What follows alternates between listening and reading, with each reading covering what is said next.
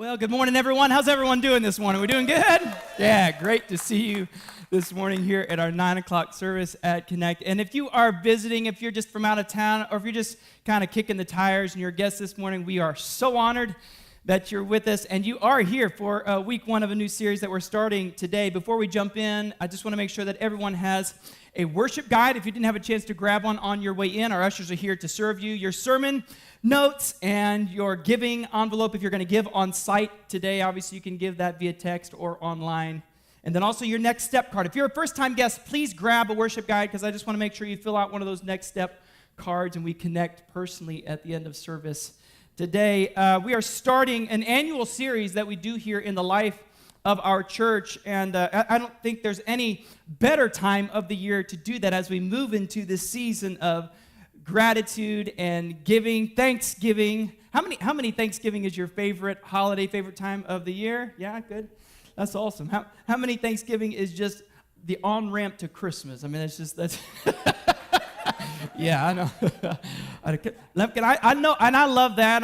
And listen, I love Christmas too, but I really do always want to encourage you, before you rush headlong into the craziness of what Christmas is, really pause and really express. It's intentional, I think, that it comes before Christmas in the sense of just a season for us to express gratitude. Of course, this series that we've done since the beginning of the church, we started doing this series. I think the first time we did this series, we were about 6 weeks old as a church and just been a part of the life of our church ever since. It's based on a great book by a pastor named Robert Morris, and we have copies out of the Connection Center. You can get that just at our cost. We're not making money on it. We're just giving it to you at our cost. And by the way, if you can't afford it, take one. It's going to be all right. So just if you need one and you know this is going to be something that changes your life, and I know it will if you've not had the chance to read this book, just take one. And we've got people that underwrite those kind of things and just want to step in the gap to make sure those resources are available to you. So don't make finances the reason why you don't get one of those today, but they're available at the Connection Center. Ashley and I, our life was completely transformed when we read this book probably about 13, 14 years ago. And it didn't just change the way we gave, it changed the way we lived our life. It changed every aspect of our life, and if you haven't had the chance to read it, if you have read it, I'd recommend you read it again. I read it every year. It's part of just the rhythm of our life. So the challenge, though, is this. When you heard me say we're doing a series on generosity and giving, you immediately thought money. And then you thought, well, great. He's talking about money. I think I'm busy for the next few weeks. I'll see you at Christmas, Devin. I mean, I'll circle back with you.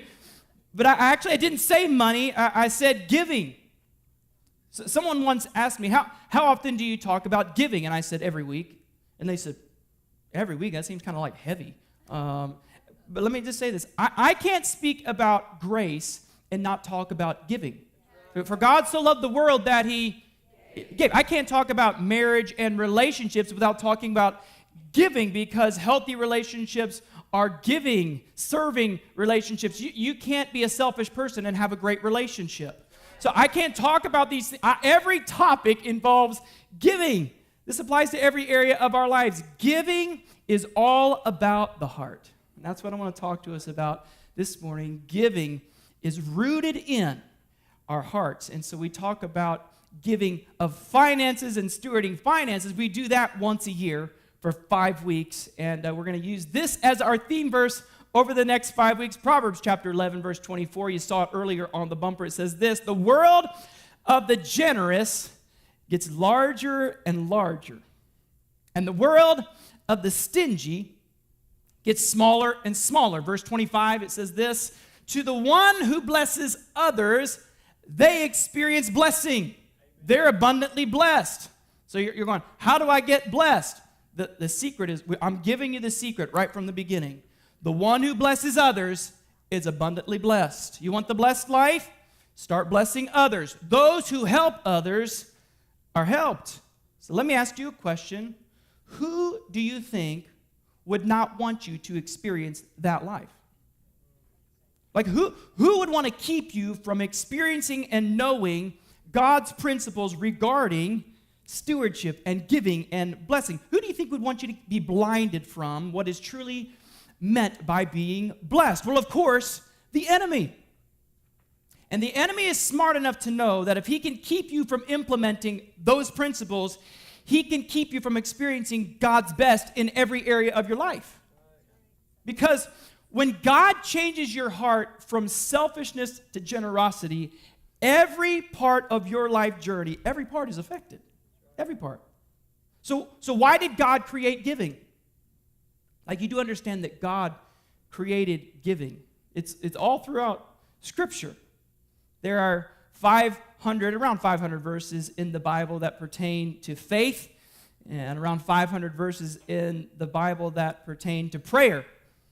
And there are over 2,000 verses in the Bible concerning the topic of money and possessions. Jesus, in 16 of his 38 parables, talked about money and giving and possessions. So clearly from the Bible's standpoint, by the way, that's about 42%, 43%. So if I were to take Jesus' model in terms of what he taught on 22 Sundays out of the year, I would talk about money and finances and possessions. How many want me to take Jesus' model? I know you. No? No. Jesus taught about it almost half the time. We need to understand it was important to him, it's important to us today. Why did God create giving? So maybe you're thinking, well, to support his work. Now I want you to think about this. Really think about this. Do you really think that God needs your money to support his work? You know, I mean, the light bill in heaven's getting a little high, and we need to cut down on the AC right now, guys. And I mean, they're running out of gold for the streets. They're running out of cows to supply, on 1,000 hills, and we're running low. God needs you? No, listen. God did not create giving for his sake. He created giving for your sake. And I just want to tell you, the reason that we teach on this, the reason for this series is not for my benefit. I get no, kickback or rollover incentive based upon the giving of the church, right? I mean, you laugh, but my standard of living is set, my salary is set by an internal board, and they determine those things. So whether you give or not, doesn't affect me one bit, right? So it's not to benefit me. This is not even actually to benefit the church.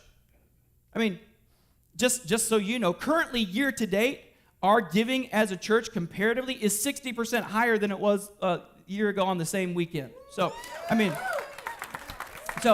this is not say, well, man, Devin, we're really struggling. I sat down with the board. We're really running low in the coffers. Could you do a series on giving? Maybe we can, strum up some new money. This is not to benefit me. This is not to benefit the church. I promise you, the reason for this series is for your benefit. I want you to experience the abundant life that Jesus paid his life for, the blessed life. And, by the way, as your pastor, I'm responsible to teach you the truth in all of Scripture, not just the ones that you like and not just the ones that I like. And I would sorely be underserving you if I didn't teach you the truths found in Scripture regarding giving. And, by the way, I take that responsibility very seriously. Seriously enough that I take 5 weeks out of every year. And I promise you, if you will apply the principles that we're going to look at over the next 5 weeks, it will change your life. So Jesus said in one of the 2,000 verses pertaining to money and possessions, he said this in Matthew chapter 6, "Do not store up for yourselves treasures here," which is really what we spend most of our time and energy doing, by the way. It's why we get up in the morning. It's why we clock in. We do those so that we can start, we want to store more here.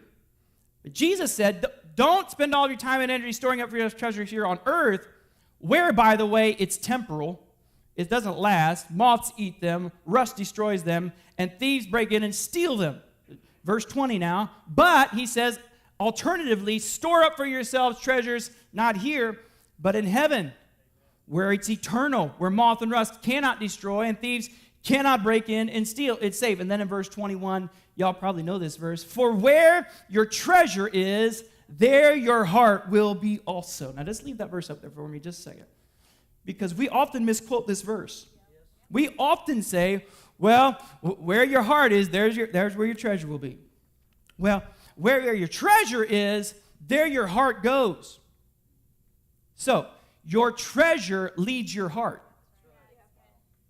Like, I don't know if you know this or not, but God is ultimately after your heart. So because he knows that your treasure leads your heart, he really wants your treasure because he knows if he can get your treasure, he can get your heart. So I don't know if you know this or not, your heart, there's a string connected from your heart to your wallet. And listen, I've watched the pain of men. When the lady, can I have the card? I've watched the pain of like, oh, that hurts. Like there's a string connected from your wallet. Daddy, can I have some money? Yes, golly. There's a string connected from your heart to your wallet. Where your treasure is, that's where your heart goes. And God knows if he can get your treasure, he can get your heart, which is what he's ultimately after. He's after your heart. And it's a spiritual, scriptural principle. If he can get your wallet, he can get your heart. Now, listen, don't get mad at me. That's Jesus talking, by the way.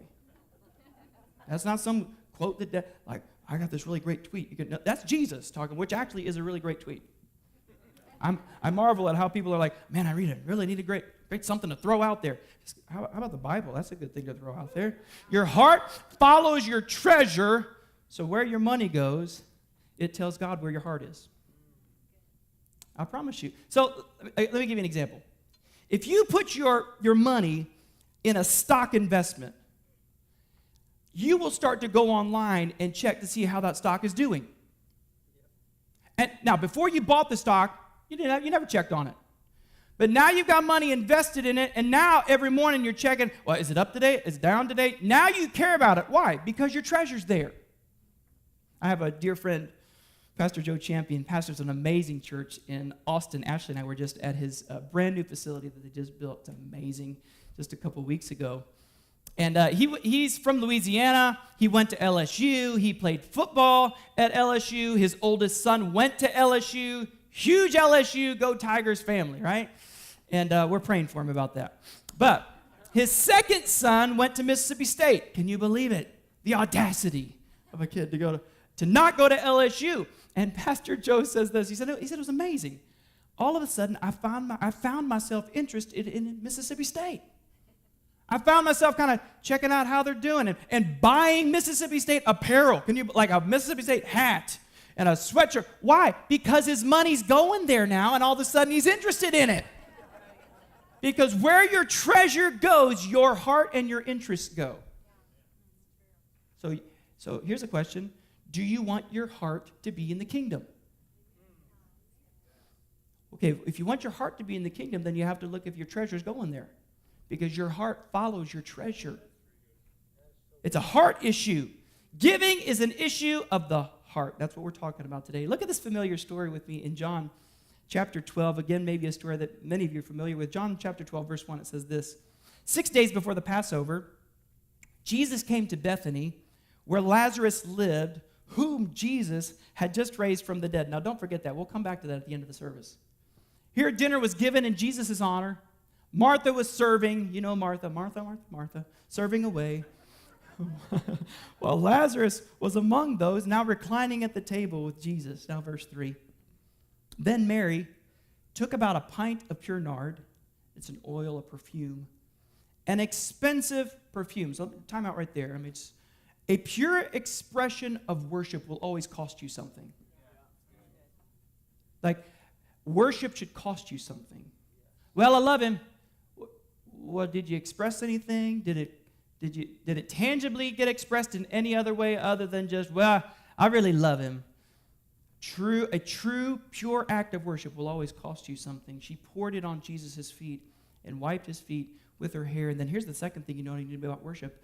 And the house was filled with fragrance of the perfume. So not only does true worship cost you something, but it literally changes the atmosphere. A true act of worship will literally change the environment. And it costs you something, which is why when you come here on Sundays and the worship team and they have all this preparation. By the way, it costs them something too. It cost them time and preparation and prayer and the preparing of this environment, because a pure act of worship costs you something, and then it's amazing. You walk in here, you've done none of the prep work. They've done all the prep work. They're ready. They do an amazing job every week, by the way. I mean, they do an amazing job every week, by the way. Yeah. And you come in here, and all of a sudden, you feel different about your life. Why? Because a pure act of worship changes the environment, and you feel different about how your life is, and your perspective changes. It costs you something, and it changes the environment. And this offering that Mary pours out is, without exception, it is a true act of worship. Now, verse 4, it says this in the same chapter. But one of his disciples, Judas Iscariot, who was later to betray him, objected. And he asks the question, why wasn't this perfume sold and the money given to the poor? The rest of verse 5 says it was worth a year's wages. So again, it cost her something. This intentional act of worship, knowing how much it cost her something. Now, Judas didn't say this because he actually cared about the poor, but because he was a thief. And then it goes on to say this, as keeper of the money bag, he used to help himself to what was put in it. Judas asked this question as if he's concerned that it's not going to the poor when he's actually dipping into the same coffer. He actually stole from the offering. I mean, that's amazing, which is why he got mad. So a couple questions come to my mind when I read this story. First, why would Mary give such an extravagant offering? I mean, such a generous gift. And secondly, why does Judas get so upset? So you have these two stark realities, two different hearts on display here. You have this generous heart on display, and then you have this heart of selfishness on display. So today, as we talk about giving, as we start this idea about giving being a matter of the heart, I'm going to give you three simple thoughts on giving, on what generosity is. And here's the first one. The enemy of generosity is selfishness. The enemy of generosity. The opposite of generosity is selfishness. So let me just give you an easy way to remember that.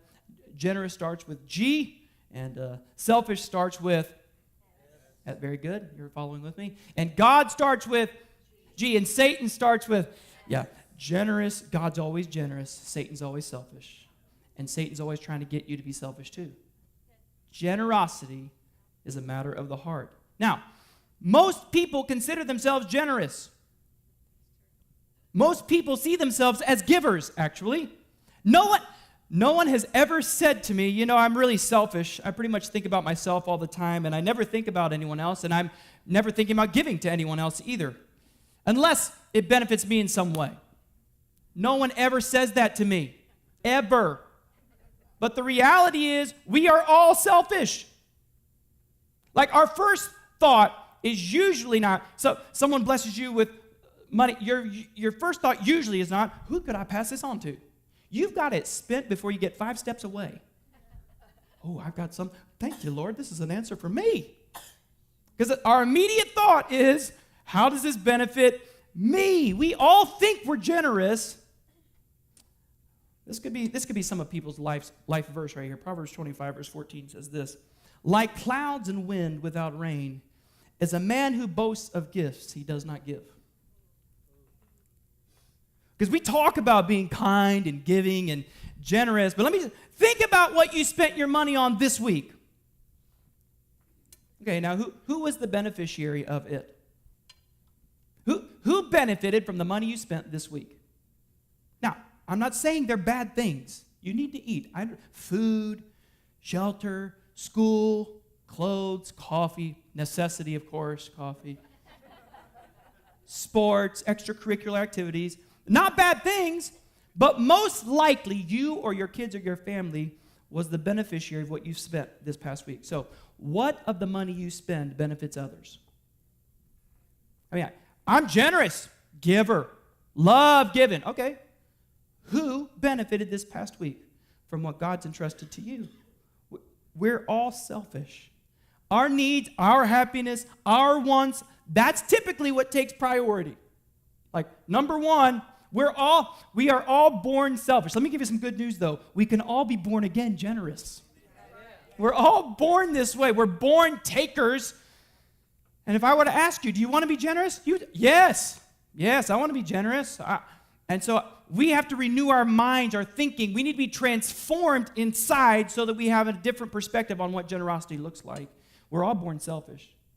Like, no one is born a natural giver. We're all born takers.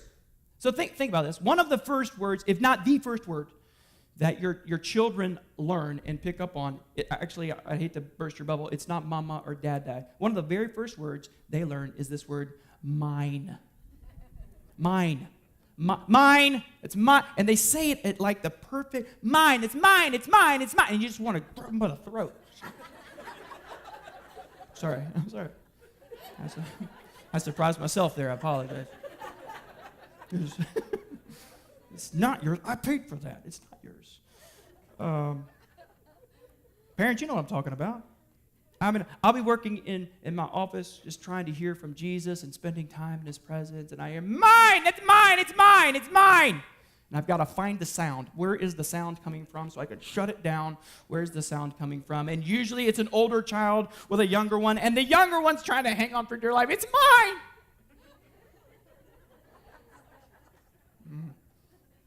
And if you're a parent, you understand this. Every parent gets to the place where you no longer care about justice and peace, and all you want is peace and quiet. I want quiet. Well, I don't care whose it is. He's got stuff of mine, too. I gave it to him just to shut him up. Give it to it. I don't care about justice. It was right. I want peace and quiet. Give it to it. Just give it to him. Really is. I don't care. Give it to him. And it's one of the first things we've got to teach our children, right?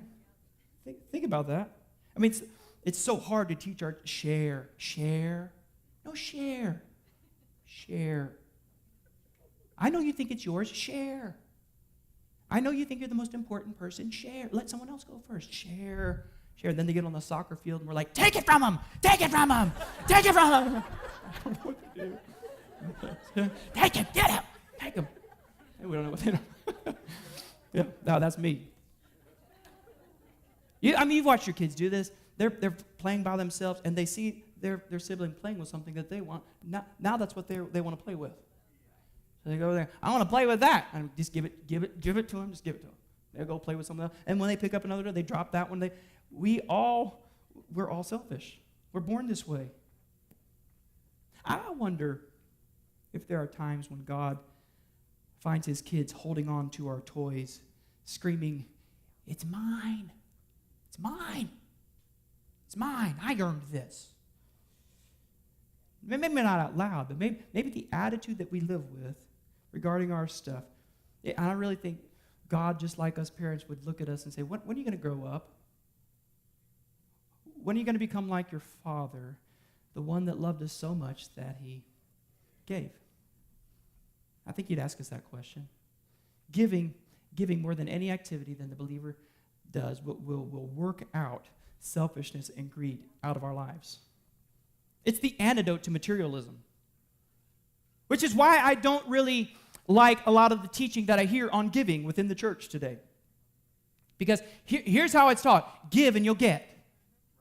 Give and you'll get. Sow a seed. Give and you'll get. And let me just tell you what that does. That actually works selfishness and greed back into your life. Because now you're giving for the wrong motive. Oh, I'm going to get. And how do you think God feels when a pastor teaches, give and you'll get, give and you'll get, and the people go, well, man, I want to get, so I better start giving. I wonder if God is up in heaven thinking, this is so great. My children are catching the revelation of getting. No, we need to catch the revelation of giving. Giving drives out selfishness. It drives out greed. It squelches the spirit of materialism, and mammon. We'll talk about that later on in this series. You got to deal with your own selfish heart and recognize that it's in all of us. This story in John is amazing, because when it talks about Judas in verse 5, he makes this statement, why wasn't this sold and given to the poor? Which on the surface sounds like a good question. And can I just remind you, it's coming from the same guy that betrays Jesus.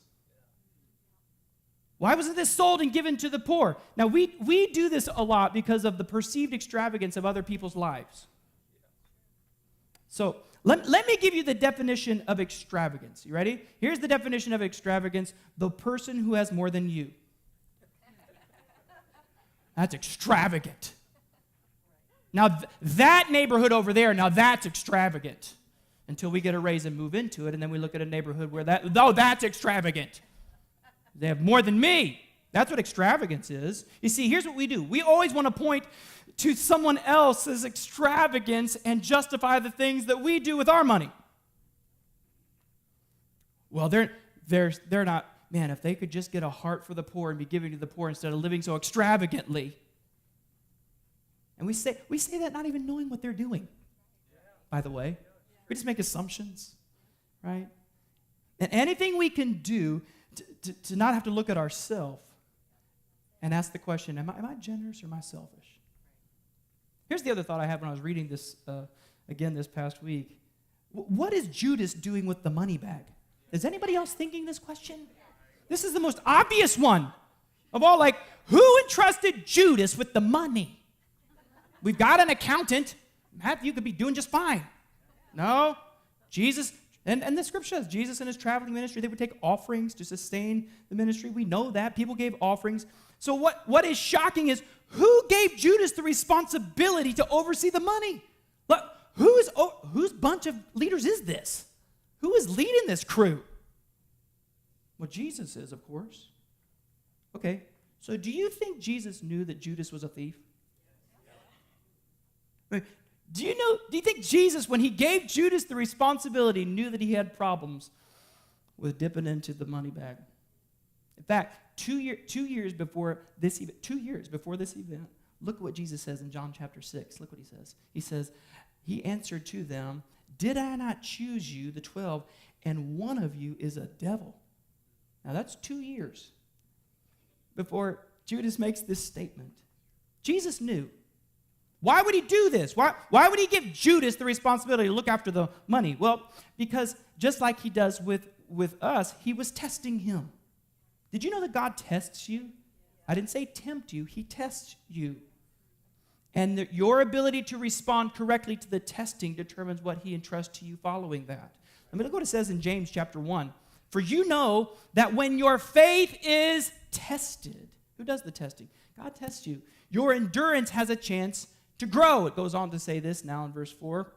Next slide, please. Thank you. So let it grow. What's growing? My perseverance and my endurance is growing. For when they are fully developed, you will be mature and complete. So let me say it this way. Your ability to go through the endurance and the perseverance is what directly impacts how mature you are in Christ.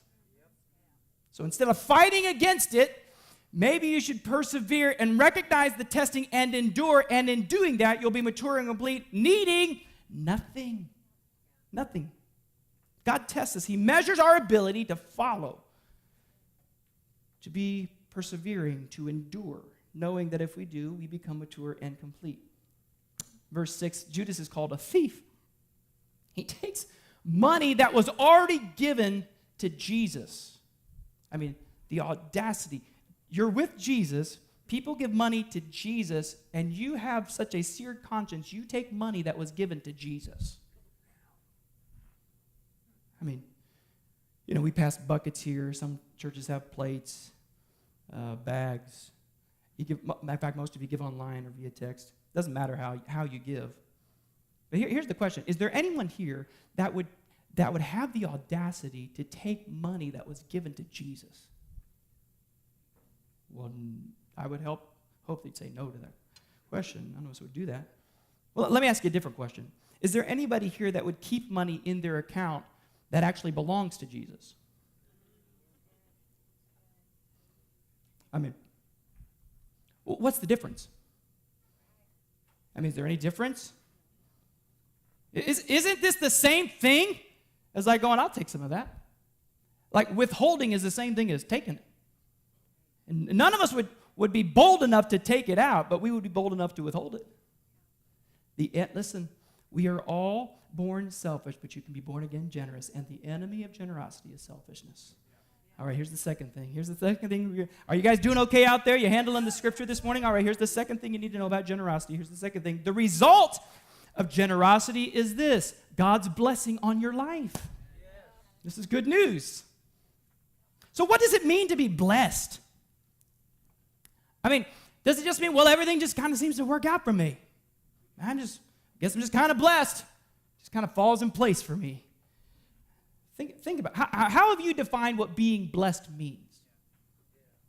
Because we often talk about blessing as this thing that just happens to people. Well, you're just blessed. You got high metabolism and good genes. Just blessed. That's you, Devin. Blessed.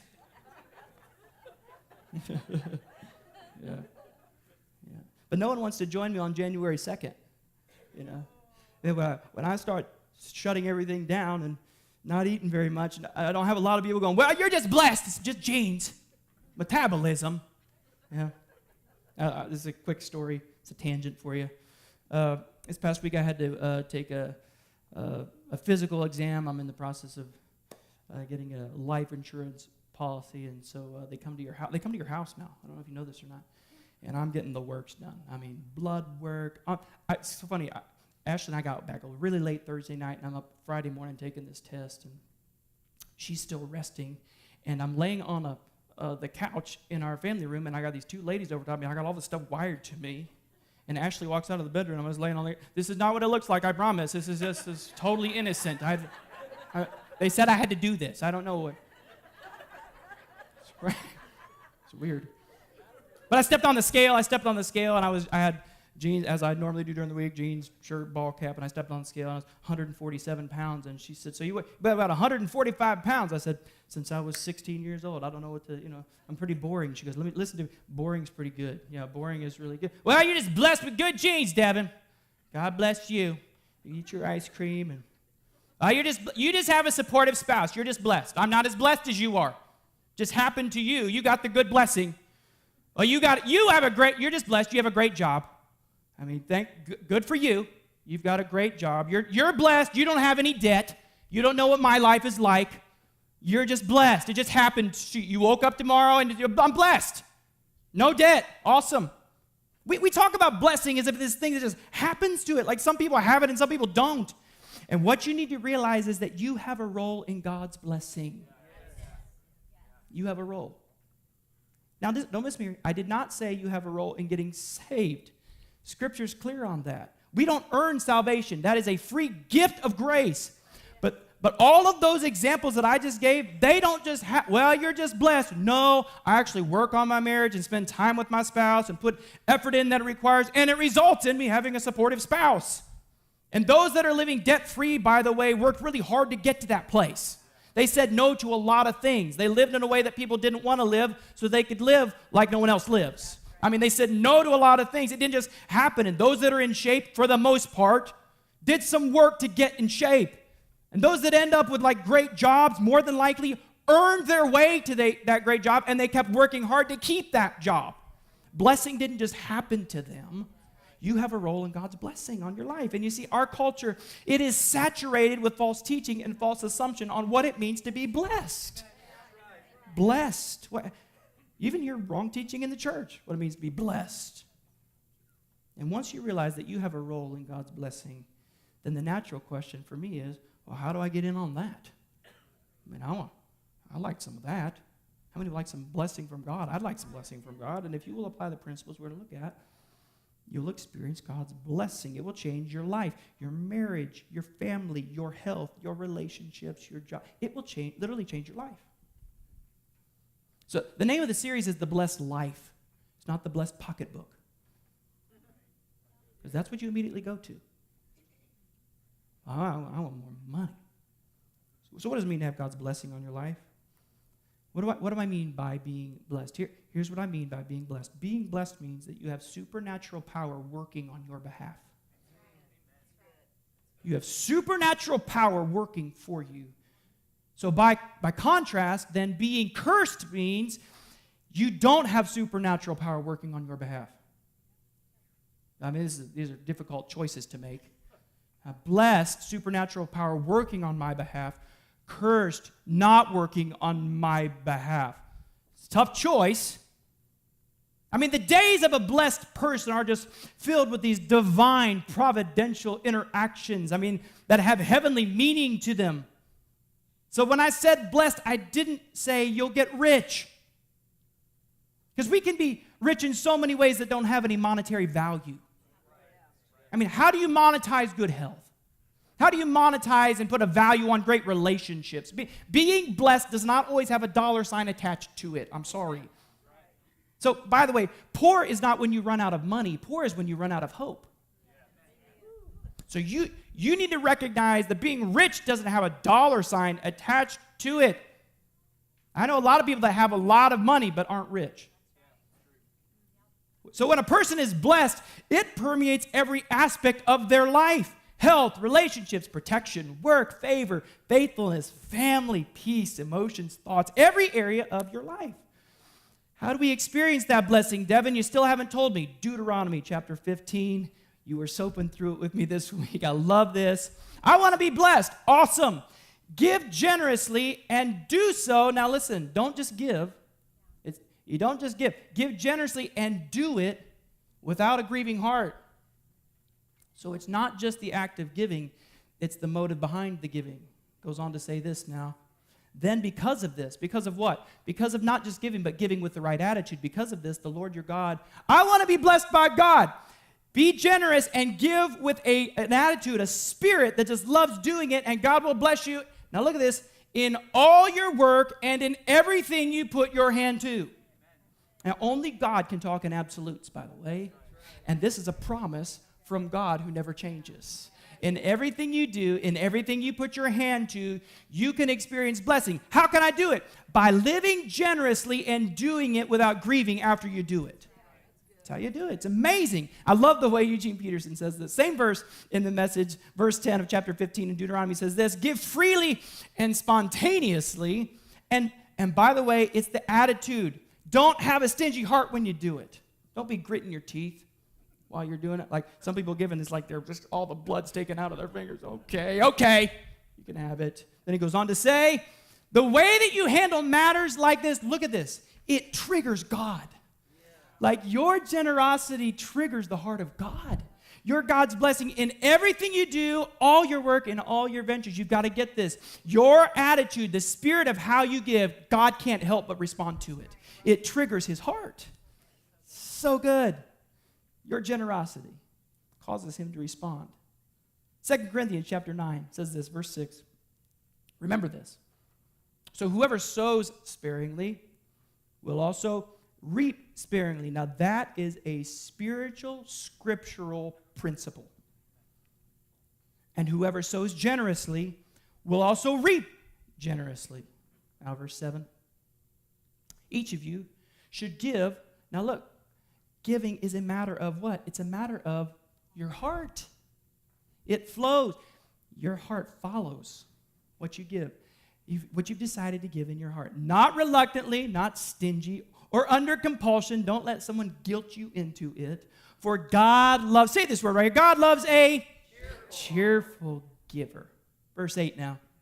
And God, if you do that, if the attitude is right behind the giving, God is able to bless you abundantly. Now I want you to notice a word here. I'm going to try to help you notice it. So that in all things, at all times, having all that you need, you will abundantly abound in every good work. Now, how many would like that in your life? I would like that in my life. How do I get that, Devin? You give generously and spontaneously, and you love doing it. Like the spirit behind it. I just had this kind of tangent. I'm supposed to go out after service today, and I never carry cash on me, ever. How many people carry cash on you? It's everybody that's 60 and above. I don't carry cash, and I'm gonna need. I just realized I don't have any cash on me to go out today, and I'm gonna be struggling later on today if I don't find any cash on me. I don't. What are you doing?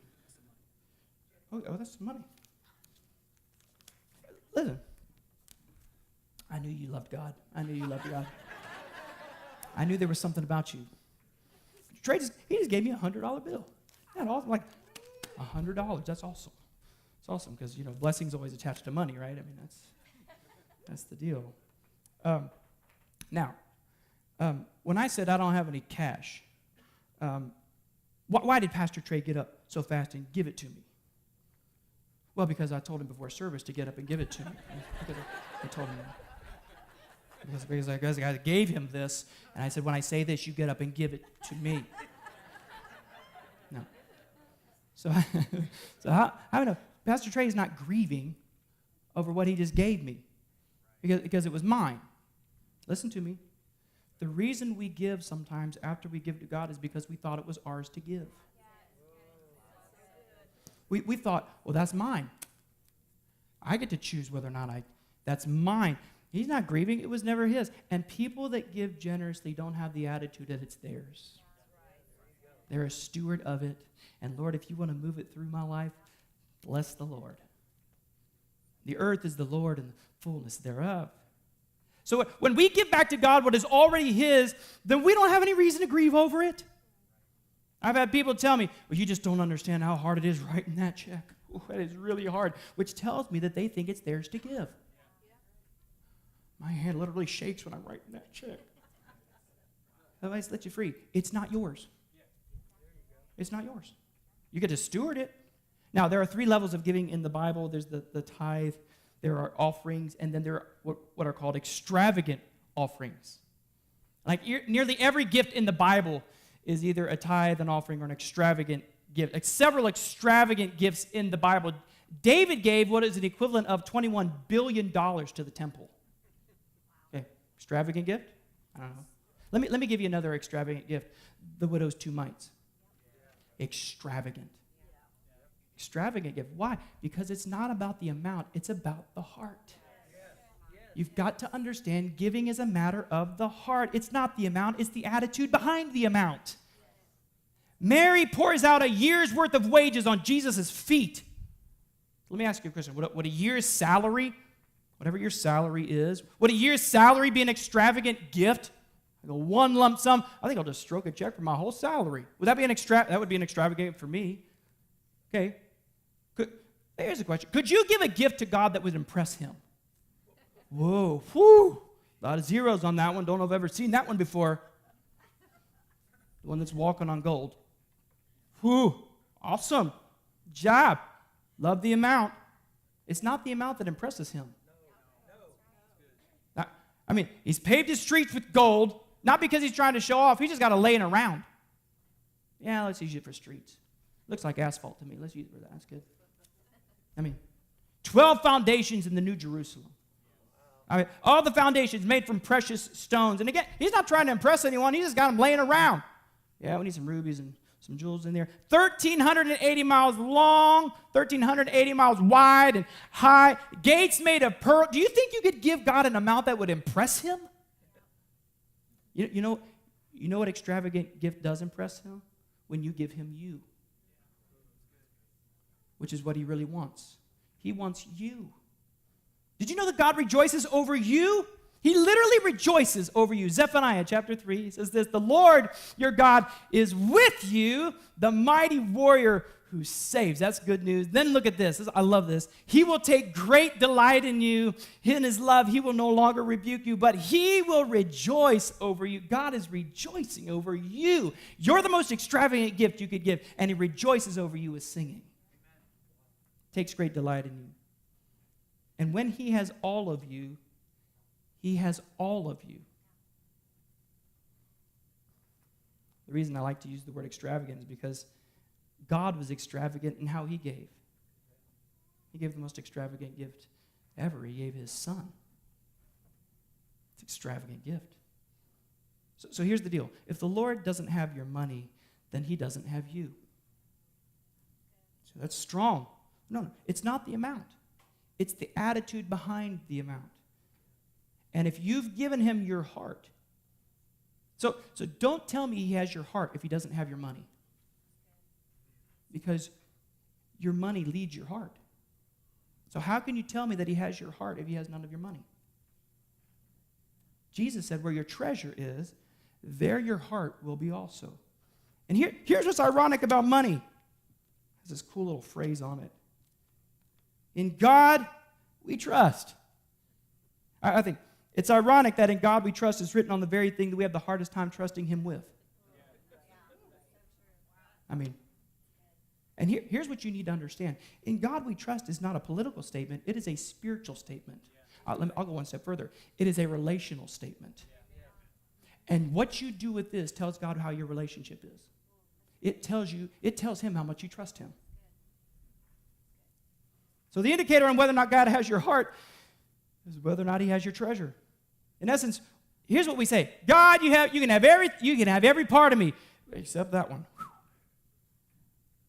I mean, that's like saying, I got all A's and 2 B's. That's not all A's. I mean, this is how we try to frame it. How does this sound better? I got all A's, 2 B's, and a C. That ain't all A's. We'll start with that. You can have all of me, God, but I got a couple C's in there.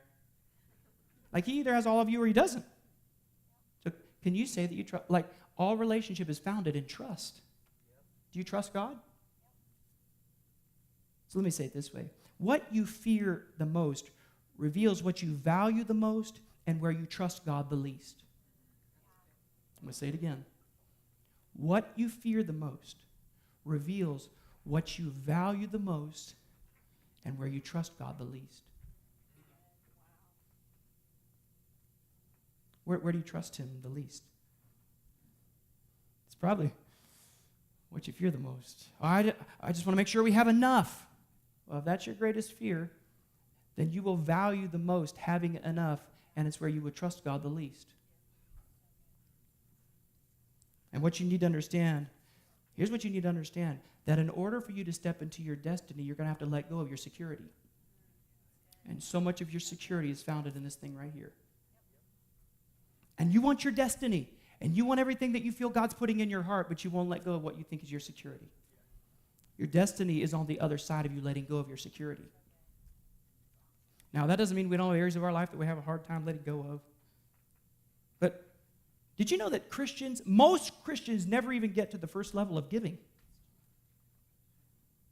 I mean, do you know how many Christians tithe 10% of their gross income to the local church, undesignated funds last year?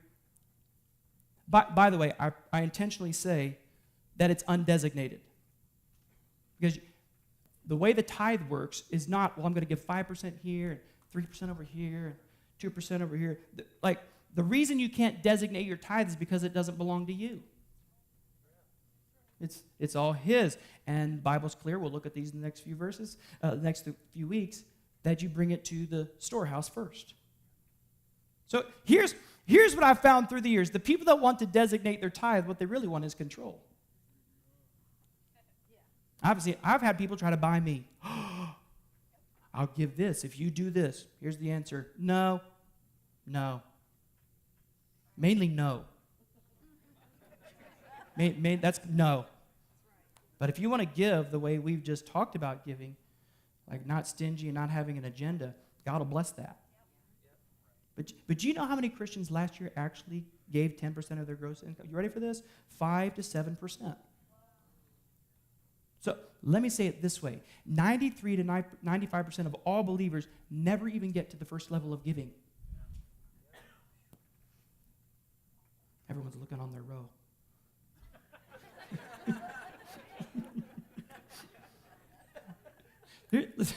Here's the great news, though. If you'll get to the first level, you'll get to the second level easy. And you'll get to the third level easy, because the first level breaks the curse and it opens the windows of heaven over your life. It's easy. It's easy. Second and third level is easy. God ever asked you to give an extravagant gift? Now, Ashley and I like to call them painful offerings. God ever called you to give a painful offering? I think our last real painful offering was about 10 months ago. I mean, really painful offering, like more zeros than we wanted to write. And at the same time, we knew he was speaking to us. Let me just tell you, we walk through the same process you walk through. I mean, tithe is easy. It's like breathing. But man, you move past offerings and responding and giving above and beyond your tithe. And then he calls you to this extravagant way of giving. Listen, I'm not talking about an amount. I'm talking about the heart behind the amount. So if God asked you to give an extravagant offering, would you be willing to do it? And listen, I always tell you this, don't do what I tell you to do. Do what he tells you to do. Now, he's already told you what to do. So don't look for another word. Like he's actually already told you what to do. He's already given you the first level. He's already given you that. But I'm telling you, if God ever gives you the opportunity to give an extravagant gift, it will be the greatest opportunity. It'll be the greatest experience of your life. It will mark you in such a way you'll be like, when is the next one? I cannot wait for this next one. I promise you. It'll change your life. God always rewards pure generosity, always. Now let me give you the definition of generosity. Generosity is this. Generosity is when you give expecting nothing in return. Nothing. Selfishness is when you give and you think God owes you something. Well, I did my part. You got to hold up your end 10, 100-fold. I think that we have this deal, right? Generosity is when you give and you don't expect anything back. And here's the end. God always rewards that kind of giving. Hebrews 11, verse 6 says this, but without faith, it is impossible to please God. For he who comes to God, you first have to believe and confess on him and experience salvation. That's the first act. And then it goes on to say this, and that he is, so you don't just believe in him and on him, but now you get to believe that he is a rewarder of those who diligently seek him. Now, that word rewarder is only in the New Testament that time right there. It's the only time that word is in the New Testament. It's a Greek word that has 5 syllables. When you just have 4 of the 5 syllables, it simply means to pay what is due. But when you add the 5th syllable, rewarder, mistopodotes is the word. It means this, to not just give what is due, but to give more than what is due and to reward with extravagance. God does this to those who diligently seek him. Now, that's a promise from God. Now, let me ask you a question. Do you think those that diligently seek God would give? I mean, so people that diligently seek after him can't help but give, and this is waiting for them.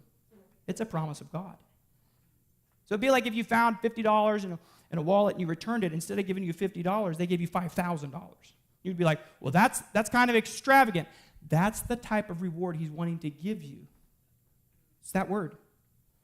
He's not rewarding the amount. He's rewarding the spirit. He can't help but reward pure generosity. It's a promise. It's who he is. It's like there's no lying in God because he's absolute truth. It's the same principle. He can't help. I'll say it in bad grammatical. God cannot not reward generosity. It's who he is. So let me ask you, are you earnestly seeking him? Because if you're earnestly seeking him, it would be represented in your giving. God is a rewarder. Okay, the last one. Is anyone getting anything out of this one? I'm trying to help you with generosity, and it's, it's not giving yet. God's looking at your heart. Okay, here's the last thing, because selfishness is battling in all of us. It's the opposite of generosity. And God wants to reward you, so he wants to bless you. It's the result of generosity. Here's the final thing. The motive, though, of generosity is gratitude. The motive. You mean it's not the tax deduction? That's actually a good question. If you didn't get a write-off, would you give? Well, I needed to offload some money. Got to get the kickback, from Uncle Sam. I mean, if you didn't get the write-off, would you give? Because that speaks to your heart. What motivates you to give? Later on, same chapter, Deuteronomy 15, verse 14. Give to the Lord, give to them as the Lord your God has blessed you. And remember, and here's the problem, we forget. Remember that you were slaves in Egypt, and the Lord your God redeemed you, and that is why I'm just giving this as a suggestion to you. I mean, I'm just kind of throwing it out there. Actually, I redeemed you and brought you out of Egypt, which is what allows me to command you to give. God has commanded us to give. Why? Because everything we have came from him. And we need to remind ourselves every now and then that we were slaves. I mean, we forget, don't we? Every now and then I have to remind myself. Because here's the problem. Every blessing that we don't turn into praise has the potential to turn into pride. Well, I deserve this. I had a part of this. Every blessing that you don't turn into praise has the potential to turn into pride. And we begin to think, it's so easy for us to forget. Remember what they said in Exodus 16? Moses is leading this motley crew of people. They're getting a little upset. What are you doing, Moses? You brought us out here to die, right? And then they say something, and every time I read it, I just go, they're crazy. They're crazy. Here's what they told Moses. Well, back in Egypt, we had pots full of meat. We were eating like kings. No, you weren't. You were starving and getting beaten. So let me give you another tactic of the devil. The devil will rewrite your history, and he will cause you to remember that incorrectly. And you start saying things that actually wasn't even true. You were not full in Egypt. I wish Moses would have told him this. You were miserable and dying and starving. But every blessing you have needs to turn to praise. Otherwise, it'll turn into pride. So when was the last time you were truly grateful? Because it's out of a grateful heart. Gratitude is what motivates real giving. And when I remember what God has done in my life, it's easy to give. It's easy to give. No matter what you had, you didn't have anything if you didn't have Jesus. Without him, we don't have anything. Ashley and I, we've been on this giving journey. We love giving, and everyone has their own process. And people have asked us, what compels you to just be generous? And it's not. Listen, we're not the end all be all. And we've had incredibly generous people speak into our lives and model for us what generosity looks like. But if I can point to one thing on what compels us to give, is the fact that we just never got over getting saved. I just never got over getting redeemed and getting delivered and being set free. And I know what my life would be like without him. So how could I not give? I mean, I know me. I'm wretched, as Paul said. And I want to do the things that I shouldn't be doing, and I do the things I don't want to be doing. I know without Jesus what my life would look like. It's easy to give if you just don't get over getting saved. Just remember what he's done for you.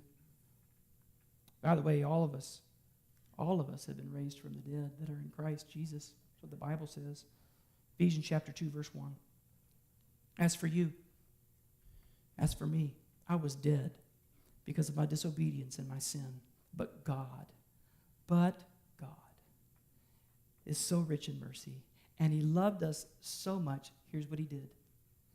That even though we were dead because of our sin, he gave us life when he raised Christ from the dead, and it is only by God's grace that you have been saved, friend. Amen. It's only by his grace that you've been saved. Verse 6 now. For he raised us from the dead along with Christ. You've been raised with Christ. And seated us now in heavenly realms because we are now united with Jesus Christ. How could I not give if that's now my life? What my life was, what my life is, how could I not go, it's all yours? We fool ourselves into thinking our life really wasn't that bad. I mean, we fool ourselves into thinking our life really hasn't changed that much. But God, it says in Romans chapter 5, verse 8, another but God statement, but God demonstrated his great love for us by sending Christ to die for us while we were still sinning. Then he goes on to say in verse 20 that the law was brought upon us because the trespass might increase. So the law was given to us knowing that we wouldn't be righteous enough to attain the law. So as the law gets superimposed upon our lives, we realize there's no way I can uphold that law. So the trespass increases, but, and here's the good news, where the sin increases, grace increases all the more. So no matter what the law says, Jesus comes along and says, I cancel that. I came to now replace the law. I now am the law. And because of me, you get to live with me and be united with me. And now you sit in heavenly realms. Good news for everybody, by the way. It's great news. It's great news. How could I not give? How could I not give?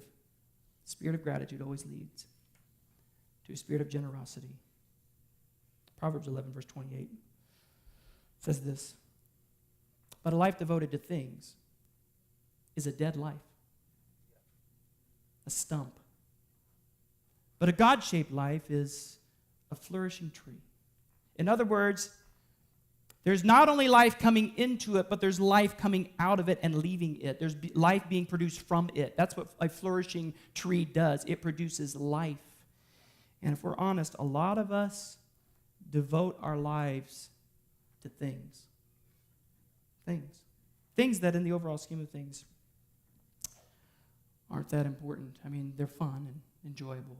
But they're things that we won't sacrifice to give what's already his. Let's go back to our original verse, and we'll close down for the day. I think we've had enough for the day, right? I've had enough for the day, Devin. Thank you. Okay. Go back to the original verse, Proverbs chapter 11, verse 24 and 25, please. The world of the generous. It just grows. It gets larger. Not just money attached to it. You live a larger life. The abundant life that Jesus came for you to experience. A larger life. The world of the stingy, it just gets smaller and smaller. Really hoping God gives me more this year and believe it's going to expand our boundaries and our influence. He is a rewarder of people that give generously with the right attitude. The world of the generous. Now verse 25. And the one. And I want to live the blessed life. How do I live the blessed life, Devin? The one who blesses others lives the blessed life. And those who aren't all caught up in their own life, so caught up that they don't even see the needs around them. Well, I got all this stuff and all these things I got to get the kids in. I mean, he couldn't take a season off. I mean, got to keep it year round. Got to do that. That's non-negotiable. He wouldn't know what to do with himself. I might have to teach him about tithing. It'd be terrible. My world is getting smaller and smaller. Generosity is a core value here at our church. We just believe the Christians should be the most generous people in the world. And therefore, the church should be the most generous living organism on the planet. Because it's filled with people that were slaves, that have been set free. And out of gratitude, they just go, Lord, it's all yours. And I get to experience your blessing because of it. And I recognize that I'm selfish. And I say mine a lot, and I think it's mine. And God, I want to submit to you. So I want you to just put something on your radar. I want you to pray about it. Devin, what do you want me to do about it? I want you to pray about it. And that's the Holy Spirit. December 3rd, we'll be doing our annual Heart for the House offering. And if you've been here at Connect, you've been a part of this. We started implementing this last year. And you're saying, well, Devin, what's the amount? What are you going for? I'm going for what God tells you to do. So I'm asking you to ask him. And you just be obedient. I've never told people what to give. What's God telling you to do? You do that. And those that honor him, he will honor. Do you believe that this morning? We just are so grateful that it's easy to give because he's done so much for us. And aren't you thankful for a generous God? All right, come on, let's bow our heads and pray.